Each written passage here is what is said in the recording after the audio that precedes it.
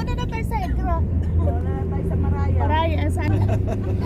Hi guys! Another voiceover naman ng bonggang-bongga. So nandito tayo ngayon sa ating next destination, ang Maraya. Ang Maraya in Arabic ay mirrored o salmin-salmin. Maraya in Al-Ula holds the Guinness World Record for the largest mirrored building on earth, with 9,740 square meters of mirrors reflecting the stunning deserts of Kingdom of Saudi Arabia.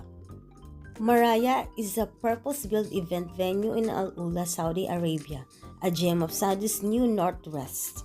Maraya is a cornerstone of Saudi's ambitious development plans and now represents a world-class event venue.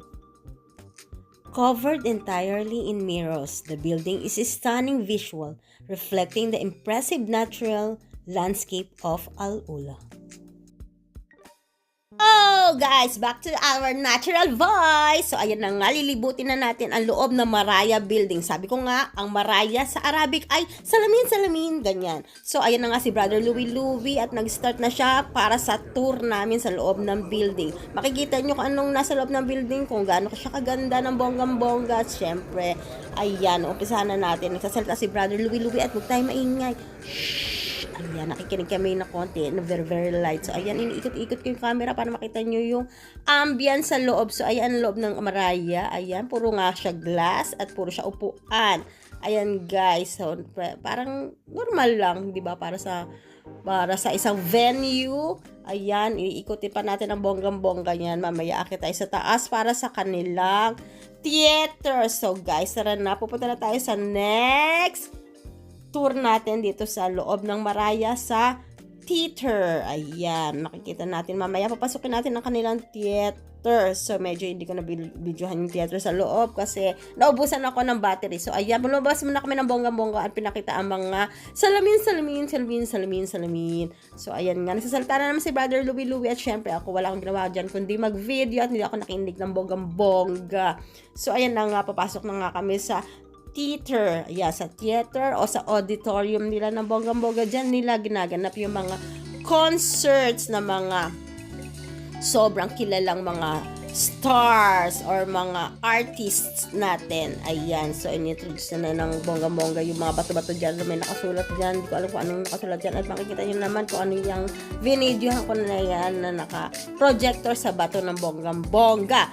So, ayan na nga, papasok na naman tayo at nag-voice over na naman tayo dito. Ang hirap-hirap mag-voice over talaga ng bonggang-bongga. Di ko na alam kung ano yung sasabihin ko. Basta tignan nyo na lang kung ano yung mga nakikita nyo dyan sa video na binidyohan ko. Medyo hindi naman nakakahilo ngayon kasi nung una nakakahilo yung binidyohan ko mga bato-bato kahit ako nahilo. So, ayan na nga, di ba? Ang ganda na puro mga kahoy-kahoy naman ng bonggang-bongga. Makikita nyo dyan. Siyempre, mayan, papasok na kami dyan sa auditorium. Pagkatapos nyo dyan magsalita. So, tuturo na naman natin kayo sa loob ng theater. So, wait lang kayo. So, ayan, di ba? Medyo video pa rin ako ng bonggang-bongga dyan at di ako nakikinig kay Brother. Ayan, inikot ka naman yung camera. So, ayan na naman ang loob ng Maraya. Ayan na. Guys, nandito na nga tayo sa loob na pinagkakonsertan natin ng mga artist na kilala nating artist na sila Mariah Carey, sila J-Lo, sino pa ba yung nakita ko doon? Nakalimutan ko na. May mga picture kasi dyan makikita mo mamaya kung sino yung mga na-perform dyan ng mga artist na. So, ayan guys, ang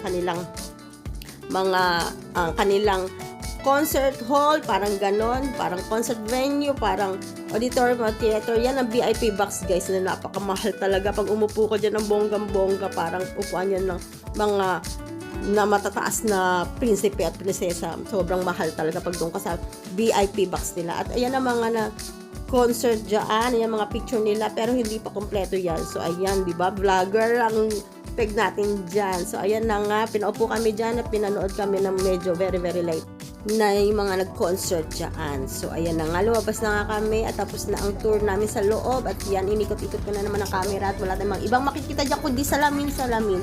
So, medyo low ang review ko ngayon dito dahil medyo na-boring ako dahil yun nga lang ang makikita mo dito ng bonggang-bongga. So, ayan, alis na naman kami at para sa aming next destination, ang Elephant Rock. See you on my next vlog. Thank you! So guys, yun pala, kung gusto nyo pumunta dito sa Maraya, 95 ang entrance fee ng Maraya. So ayan, pero for me, medyo boring yung loob, medyo kailangan pa nila ng improvement para medyo hindi boring nga. Kasi yun lang ang makikita mo, talagang mirror lang talaga. Yun at yun at yun. So, yun lang guys! Kita-kits sa another vlog natin sa ating next destination, ang Elephant Rock. So, see ya!